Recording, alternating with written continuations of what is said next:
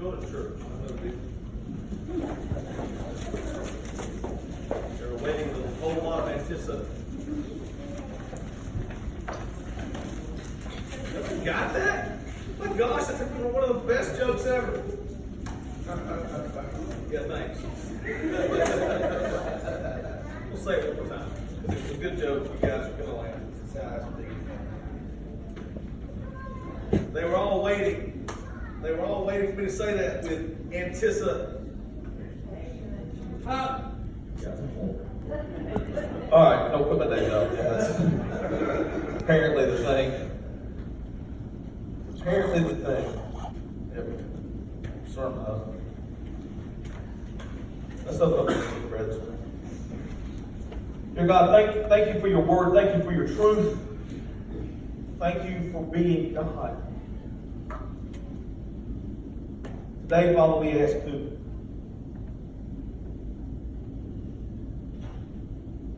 We ask who you are.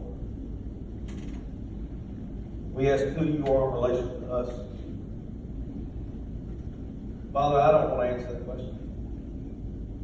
I don't want people to hear my voice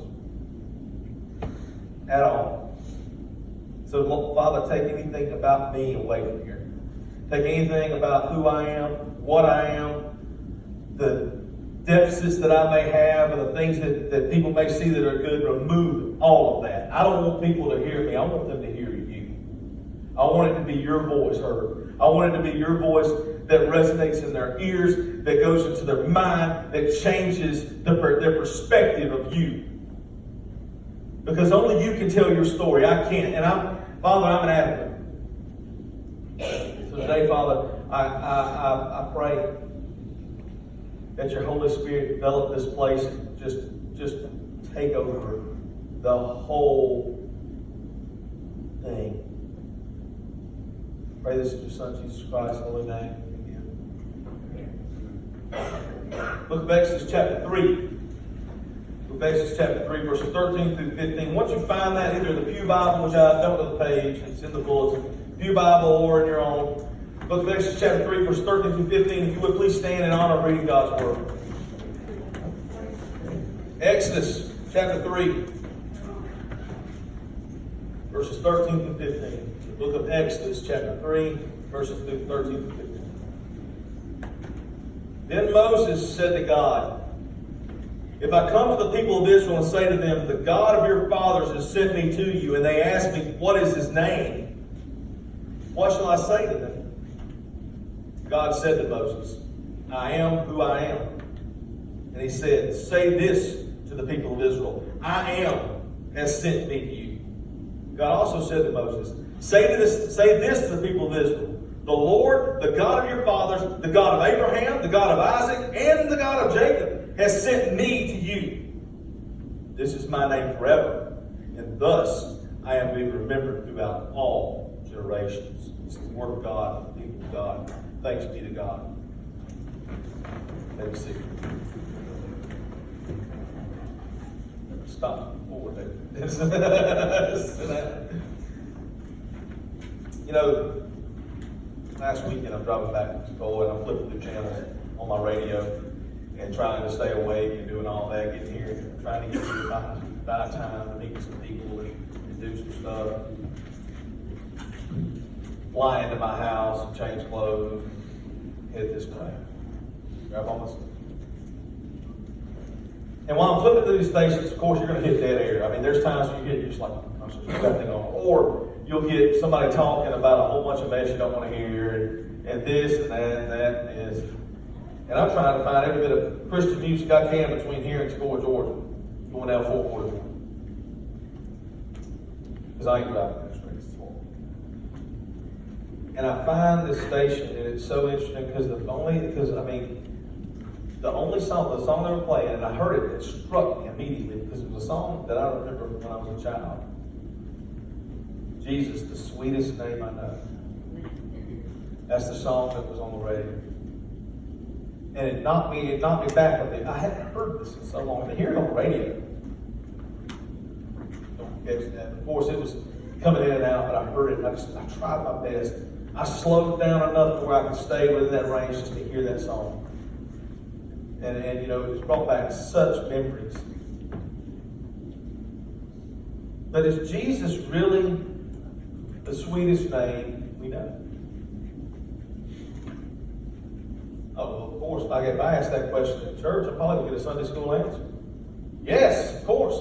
Jesus is the sweetest name I know. Even if I were to go somewhere outside of here, if I were to go, I don't know, out to eat today, and I'm talking about it, and I ask somebody that I'm sitting with, or somebody that I know, or somebody that knows that I'm a pastor, isn't Jesus the sweetest name you know? Oh, of course it is. Basic Sunday school answer.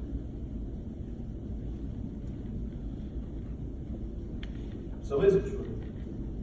Is it true? What importance is it to me? I mean, here I am, it's 2019. I'm more than 2,000 years separated from the man walking the earth. Or around 2,000 years separated from the man walking the earth. And his name is supposed to resonate to me in some way, shape, form, or fashion. All right, I'm going to break this down for you. I'm going to give you 4 facts about this divine name that God used to say who he was. I'm going to give you some divine facts about the name, or the facts about the divine name, I am who I am. That's important that we understand. The first fact is God forever exists and is forever out front. And what do I mean by out front? Well, when I talk about being out front, I want you to understand, first and foremost, God exists. Period. I don't have to go any further. I really could probably stop right here, and I would hear several testimonies about how God has changed your life, about what God has done for you. I would hope so anyway. That's the goal. The purpose of this is to understand, has God done something in your life to change the trajectory of how you live? And the hope would be, yes, he has. God is there. Now, it may seem so obvious, so basic, that I make that statement. Well, God's there. He exists. That seems very obvious, right? That seems like something that I would just be able to say and open up and here it is. God's there. Everybody gets it. Let me ask you a question. If it's so obvious and so basic, then why do people live as if it were not true? Better yet, why do people live as if it were a truth that makes no difference in life?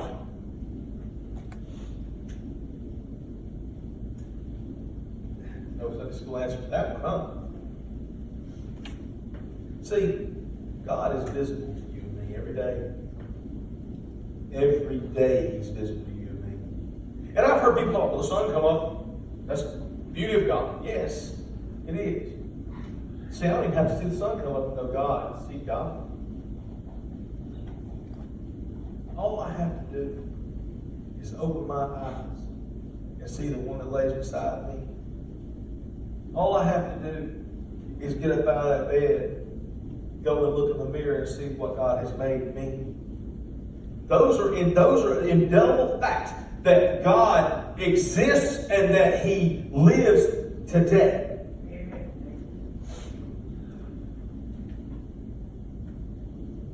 See, you're asked if you believe in the existence of Him, and you say, of course.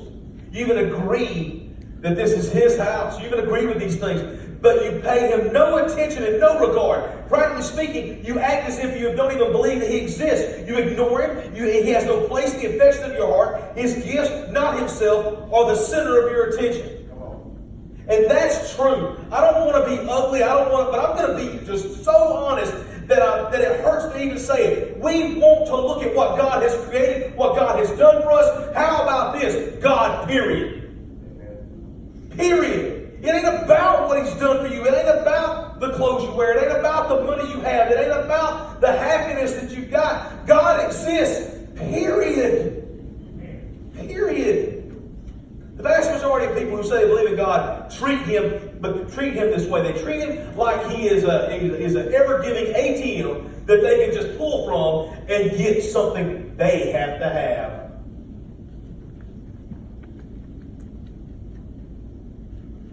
You remember in school you learned about hydrogen? What's hydrogen? It's gas. Right? Need it. You need hydrogen. In order to have water, you have to have hydrogen. That would be the thing. Or in school, that's the air you breathe. And after that, your belief in it made no difference in your life, did it?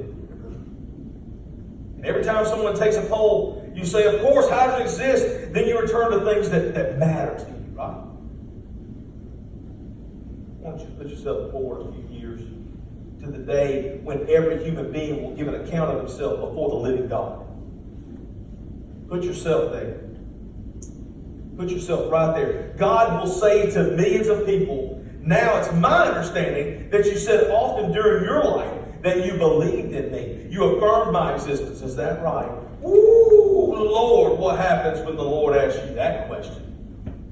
You affirmed that you believed that I existed. You affirmed that you knew who I was. You affirmed that this is who I was, right? And of course the answer would be yes.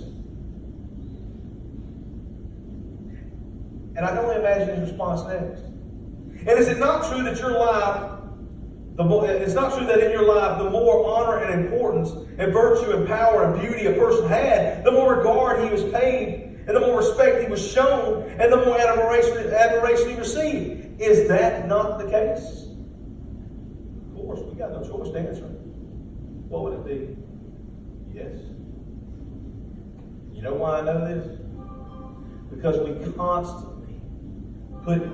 invest, put interest, put effort into those people that talk a big talk, have a lot of money, and put a big game on television about who they are, what they are, what they represent. It's popularity. See, we invest in that. That's where our focus lies. That's where we put our entertainment. That's where we put our focus in life on all these individuals that are of high level importance. How often do you catch yourself going on that cell phone, flipping through things and seeing, oh, that's what John Franco did today. Oh, my bad. Robert Downey Jr. done what? I remember, I'm going to throw one at you. Madonna did what? You think I'm joking? Ain't a soul in here. Ain't one person in here that hadn't done something like that. We're all guilty. I'm guilty too. You want to talk? I'm guilty as they come. I mean, literally. We place a high regard on those types of individuals that give more respect and more admiration. And I can only imagine the very next phrase that you probably have for us. Then why is it that I had such an insignificant place in your life since you say you believed in me? Why didn't you feel more admiration from me and seek my wisdom more often and spend time in fellowship with me and strive to know the way I wanted you to make all your everyday decisions? Why did you treat me as though I were like hydrogen?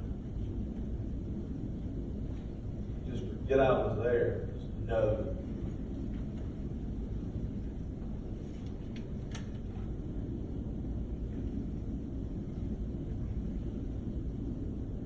But there are thousands of so-called Christians who want to answer these questions, whose faith in God is virtually the same as their faith in hydrogen.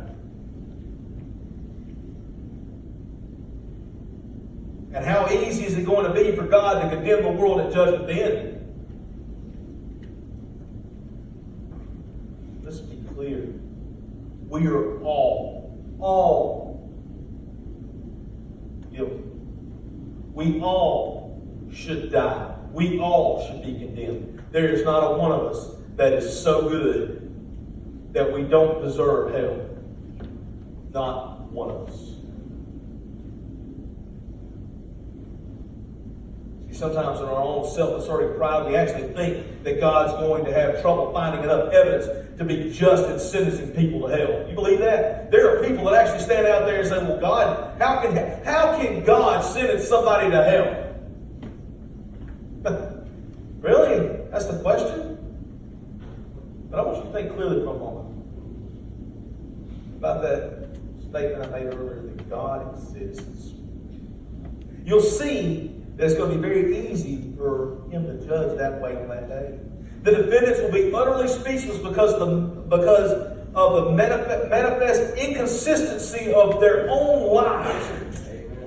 We are beyond backwards. We are backwards in a lot of ways. We fall short. Even fall short based upon the glory of God. We fall short. Even in our own walk every day. I am a pastor. I believe in Jesus Christ as my personal Lord and Savior. I believe Him crucified for my sins. I believe His blood was shed for me, fully for me. I believe that. I believe He's redeemed me. But I'll go ahead and tell you, Jeff Dean might drop the wrong word at some time when he gets angry about something because, oh my gosh, I can't handle the stress of this idiocy I'm dealing with today. And am I alone? No, sir. So the facts are, for you to sit here and look at me dumbfounded about the fact that I would say that we all deserve to go to hell based upon our actions and our inconsistency of life. Ladies and gentlemen, don't look confused. This is about you. And it's about me. It's facts. And it hurts. And it's nothing about it we want to hear.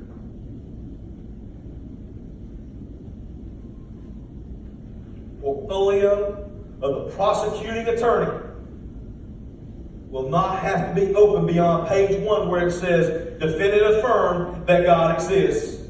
Personal life lived as though God made no difference. That's the portfolio that the deceiver has in front, saying, he's a sinner. He deserves death. He deserves to die. He deserves hell. And you know it, God. Can you imagine Satan making that argument with you standing right there? Can you imagine that? Put that in your scope for a bit. Put that in your scope for a bit. He deserves to die. He deserves heaven. He deserves it. You know why he deserves it, God? Not because of disbelief, but simply because he said you existed and then cast you off. You gave him a whole Bible of inspired word. You breathed. And it caught dust in the back of his car. It sat on a table in his house. He didn't open it. He'd bring it on Sunday and talk all holy and righteous. And then go home and do what? Nothing at all with it. And this guy actually believes that he has an opportunity to be in eternity with you. Give him to me. Because he belongs with me. And you know it. See, that's our condition. That is our condition. That is who we are. That's where we stand. I have something to tell you. Contained in the name Yahweh is the first and most important truth about God. Is that even though all that things are said, even though we may proclaim He exists, guess what? He does exist. He does exist. And for those who will stop persecuting or pursuing their own glory and their own private pleasure long enough to consider that, will make all the difference in the world. Make all the difference in the world. Second thing, God does not change. He don't change a lick, ladies and gentlemen. Where you and I may go, and this is, I will be honest with you, I do study on this quite frequently in my leadership study on how to supervise and manage and influence people. And one of the things that we talk about is how people are. You know? My wife will say, what Myers-Briggs, what are you, honey? Oh my gosh, she's close to being a serial killer.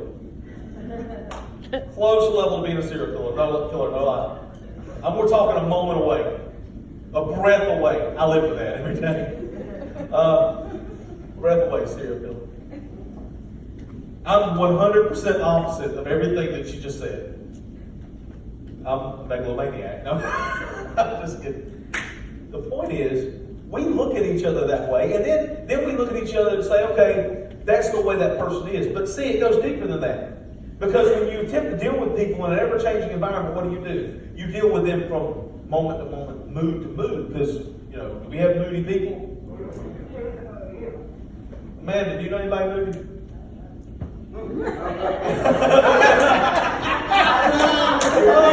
I caught him slipping. He was sitting there slipping for a minute. I got him. Finally got him. We are consistently inconsistent. We are consistently inconsistent. Is that not true? Yes, we are. Let's look at the book of Malachi, chapter 3:6. God says, I, Yahweh, do not change. Therefore you, O sons of Jacob, are not consumed. Wait a second. I don't change. So, therefore, you're not consumed. What does that mean? I said that I love you. I said that I have something for you. And if I changed whim from whim, moment to moment, the way that you do, there's none of y'all would survive this. But I am God, and I don't change. Therefore, you're not consumed. Within the name Yahweh is the affirmation, I am who I am. God is not determined by any forces outside of himself. So he's not subject to the changes that we are. He's not subject to the levels of inconsistency that we put ourselves in, nor subject to the way that we act inadvertently because we have feelings. I feel like that today. I don't want to do that. I don't like it. I don't feel good. I feel as if this. Oh, that's the worst thing. Golly, I feel as if I feel like God won't stop. Time out. You can't feel like God feels, because God is over your feelings and over all these things, because we are such an inconsistent being that God and His sovereignty is so perfect. How can you even think that you may feel that God will do something? I was watching something earlier this week where it was a televangelist said, God asked my opinion on something. What? God asked your opinion on something? Well, sir, you are the first. Because he even looked at Job and said, who are you? Who are you to ask me anything? Were you there when I created the earth? Were you there when I placed the foundations of the world? And of course, Job, what did he have to say? Well, I guess I didn't. You shut up, Job. Let me tell you what this is. I love that story of Job there at the end changed my life. That's what the Holy Spirit utilized to save my soul. That story right there. I know that story so well because I'm that guy. Because I'm that guy. I'm that guy who will say, well, God, why? Who do you think you are? I love it. Me and Richard have an ongoing joke all the time. Love it. What is it that R.C. Sproul said? Wrong with that? What is wrong with you people? That is not the case. We can't ask that question. Because God gave Job the answer he didn't want. See, people change their minds because of unforeseen circumstances and weak resolution. Does man have a choice? Yeah. We change our minds all the time. We do all kind of things. People change their mind because of unforeseen circumstances. But God foresees all circumstances and has no weaknesses. Nothing in all creation takes him off guard and backs him into a corner where he might have to act out of character or compromise his integrity. He is who he is, and therefore, as James says in James 1:17, with him there is no variation or shadow due to change. And he is the same yesterday, today, and forever. You can find that in Hebrews 13:8. His absolute name is the granite foundation of our confidence in his ongoing faithfulness. The third thing is God is powerful in all ways and in all pass away our imagination. Isaiah 40:28 says this. Have you not known? Have you not heard? The Lord is the everlasting God, the creator of the ends of the earth. He does not faint or grow weary. His understanding is unsearchable. If God is the everlasting absolute reality, then he is the creator of the ends of the earth and then the universe. And if he is the creator of everything, then all energy, all motion, combustion, fusion, fission, they all originate from him. Somehow all the energy in the universe has got to get started, right? So who better than God? And since God is the first and absolute reality, it all starts with Him. He is an inexhaustible reservoir of unimaginable power. This truth must mean that He is 100% powerful over all things. See, everything in the universe functions because of God, not in spite of God. Science would like to tell you, in spite of God, this happened. Wrong. Wrong. We are not on plan B. We are still on plan A, and that's how it works. In Him we live and move and have our being. Look at Acts chapter 17, 26 through 28. And He made from one man every nation of mankind to live in all the face of the earth, having determined allotted periods and the boundaries of their dwelling place, and that they should seek God and perhaps feel their way toward Him and find Him. Yet He is actually not far from each of us. For in Him we live and move and have our being. As even some of our own poets have said, for we are indeed His offspring. I love where it also states up there earlier that He cannot faint or grow weary. He is an unending river of life, a source for our strength every day. How do I know this? Do you wake up? Hey, you're here. Guess what? Something caused that. It had to do with God, not of you. Very important we believe the objective truth that is more than our own subjective feelings and desires. We may desire God to be a certain way.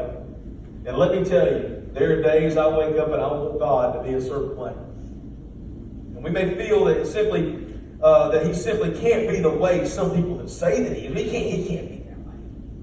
God can't be that guy. He just can't. Let me explain something. God is love. But God is sovereign. God is merciful, yet He's just. Did you really realize that His love, as much as He is love, is as much as He is justice, is as much as He is righteous, is as much as He is jealous? And do you know that all those things are connected? Because to be as jealous a God as He is means that He must be a God that has this level of love we can't define. And to be a God that has that level of love that we cannot define, He must be this righteous that we can't imagine. One feeds the other. This is why God is God. And the thing is, none of us can fathom the depth of who He is, where He came from, and what He is, because He is the I Am. Period. Yahweh, God, the very end. Nothing. I love the statement. God exists. Period. Nothing else you can say. When God says, I am who I am, He calls us to humbly be objective to Him. He puts an end to the notion that everybody's view of God is as good as everybody else's. God is who He is, and nobody's opinion of Him makes any difference whatsoever. Now the argument, well, Jeff, I know that you believe this, and I know this guy believes this. You know what? The thing about it is, I believe based on what God has given me in truth. Am I 100% right? Guess who has the answer to that? Not me. Because one day I'll stand in front of Him, and when I stand in front of Him, guess what? He'll probably tell me, Jeff, you could have said that a little bit better. There's another way you can said it, son. If you could just turn it that way. God, how easy is that? He said, I know it's easy, son. But that's why you're you and I'm God. I can only imagine that to be that way. Because I'm going to tell you, if I could say it to the level of perfection that God had meant it to come, then we'd have this place so packed with the walls would be held up. No, I take that back. Probably not. Because our world has no desire for God's word. I'm sorry. I got to be honest with you about that. God is who He is. He is. So we got to conform to Him. We've got to conform to God. He does not conform to us. Children should learn their manners from their parents, right? That's where they should learn it from. The parents shouldn't be learning from the children, right? That's not how this works. We don't learn. I learned some mess with my kids, probably stuff I shouldn't learn. That's why I should be the one teaching them. So children should be learning from their parents. Then that makes it very clear that we should be learning from our Creator. We should be seeking what He would want us to know. The vast majority of God's creatures go their own way with little or no thought of conforming their lives to the daily will and character of an absolute God. And when they think of God, they picture Him arbitrarily in images of their own making to suit their own desires. A God, a Jesus Christ, that is palatable to the eye. You know, Jesus was a Jew. He wasn't a white guy with long hair. He was a Jew. Probably my height. Ha! For all you tall people, guess what? That's what it was back then. There you have it. I feel great now. Tall people. Heathen. Call you out that now. Don't do it. I'm sure he was probably, I would assume, the Son of God would be handsome, but he was a man. So he's not handsome to me.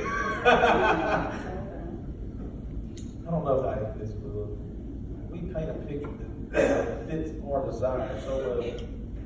We paint a palatable picture of God in Jesus Christ that is handsome to the eye, that is soft to the palate of the heart, and is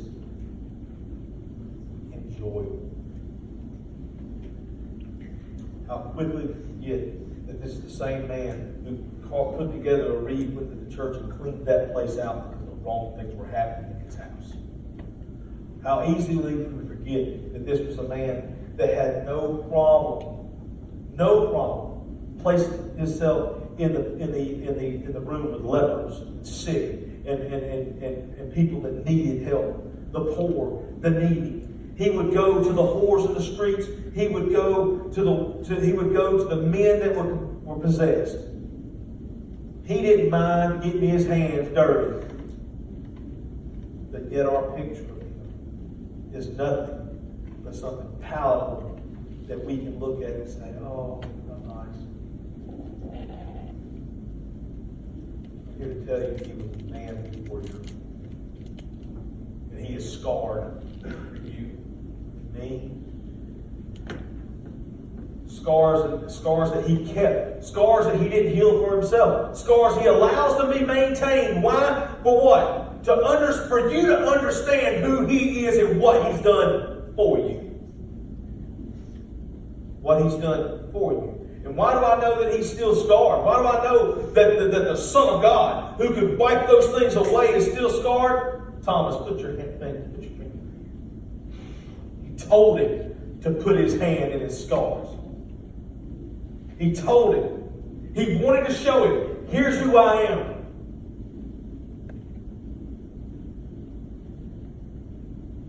But if God simply is who he is, and not who we make him out to be, then it is we who must conform to God, and not God to us. Finally, God sent himself as Jesus Christ to form a relationship with us. The infinite, absolute, self-determining God has come to us in the form of his Son, Jesus Christ. In John 8:56-58, where Jesus was actually answering the criticism of the Jewish leaders, he says this, your father Abraham rejoiced that he would see my day. He saw it and was glad. So the Jews said to him, you are not 50 years old. You are not yet 50 years old. And have you seen Abraham? Jesus said to them, truly, truly, I say to you, before Abraham was, I am. Could Jesus have said any more powerful, more exalting words? Or is there anything else more powerful than him looking at these men who were challenging him? See, Jesus was not a heretic. Jesus was not one of these guys running around just doing all kinds of stuff. He was not that way. Jesus was bold enough to say, I am. He looked these men in the face and said that to them. He was bold. He was strong. He was loving. He was merciful. He was graceful. tough. He knew how to deal with situations. He knew how to respond the way that was necessary. When Jesus said before Abraham was, I am, he took up the majestic truth of the name of God, wrapped up in humility of servitude, offered himself an atonement for all of our sins, and made a way for us to see the glory of God without fearfulness. Get that? When he said, I am, he said, I am the one that will hang on that cross for all of you. I am the one who will redeem mankind. I am the one whom my Father calls the beloved. I am the one that is the Ancient of Days. I am the one who is the Lion of Judah. I am God. Christ Jesus, we who are born of God have the unspeakable privilege of knowing Yahweh as our Father. I am who I am. The God who exists and is way out in front of all things, whose personality never changes, and from whom all power and energy of the universe flows. The God who sent His Son from perfection to human frailty, and to whom all creation should conform its life. See, I'm astonished at people who say they believe in God and live as if happiness could be found by giving God Almighty 2% of their attention. See, I sang a song this morning that depicts just that. That are we just putting on a happy face to show this show every Sunday, every Wednesday? But when you dig to the depth of who I am, there's brokenness, there's pain, there's agony, and there's sin that I don't want you to discover. Because if you did, then who in the world would you be able to call upon and say, can you help me? If you did. But you know what? Man don't want to call nobody to help them. We have control of our own situation. We don't have a desire for God to come in and help us. We don't have a desire for any human to help us. We're more than happy with putting a shell around ourselves and saying, I got this. When inside you are woefully broken, you have nothing going on, and you are failing miserably at this thing God has given you called life, and you know nothing about the love of who He is. And yet you want to sit back and say, I'm good. I will go to the altar of God, to God, my exceeding joy. Psalm 43. You make known to me the path of life. In your presence there is fullness of joy, and at your right hand are pleasures forevermore. Psalm 16:11. They feast on the abundance of your house, and you give them drink from the river of your delight. Psalm 36:8. If God is God, He is the source of all that satisfies. He is the conceiver and the source of all that satisfies. That's what that means. That means God is the ultimate satisfaction. And at the end of the day, at the end of the age, Jesus isn't going to say, why did you call me Lord, Lord, and not do what I say? You can find that in Luke 6. He's also going to say, why did you call me God and say I am your treasure and give me 2% of your attention? That part about it is, when that question is asked, I can't think of any answer that I can give. I can't think of nothing to say. There's nothing to repeat. We should be astonished at people who say, I believe in God, and live as though happiness can be found now and forever by giving Him so little of who they are.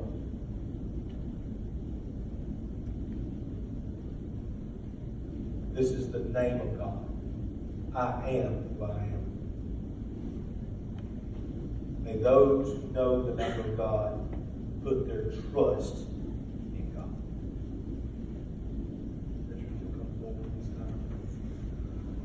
And so today, I would like to ask you to come and I acknowledge this God who is God, who is the I am. He says that His name will be remembered forever and ever, through generations and generations. And that's what we should instill our hearts and our lives and our desires to be a part of. But see, the thing is, when we sit here and we talk about all the things that we are, all the things that we can do, we forget the one thing, that God is over all things. And He sent His Son to be sacrificed for you. 100% for you. Completely for you. His body was broken. His blood was spilled. How in the world can we live in a world of 2%ers if that's the case? So today we acknowledge the gift given. Today we acknowledge who He is. Yahweh, Jesus Christ, God, eternal. By coming together individually and corporately in acknowledgement of the sacrifice given for you.